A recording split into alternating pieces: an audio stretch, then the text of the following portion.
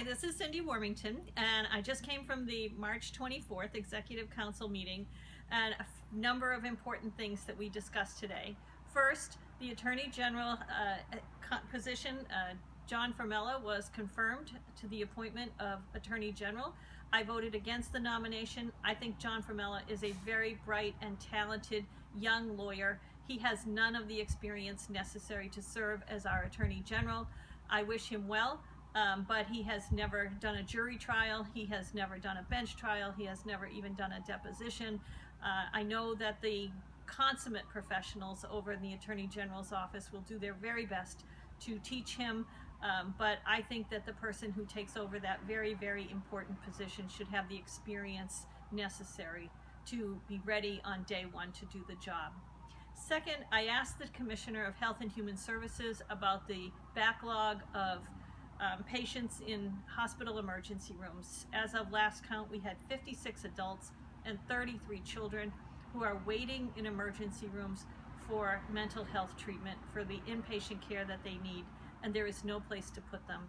We are really in an emergency situation. Something needs to be done about it. I asked the Commissioner if she could make a presentation to the Council at the next meeting on what we're going to do to address this real critical emergency situation. And finally, when it came time to discuss the informational items at the bottom of the agenda, I asked the Governor that now that we're getting more COVID relief money, will the Governor bring the expenditures of the new COVID relief money to the Executive Council for approval and put it on the regular agenda. The Executive Council has never missed a meeting throughout COVID. It has continued to do its job, and the Governor agreed that except for crisis situations, he will bring items to the Executive Council on the regular agenda, which is a positive step forward. Those are the most important things that we discussed today. There was one contract that was tabled for the Department of Corrections. I think I would help to move that item off of the table at the end of the meeting and get it approved.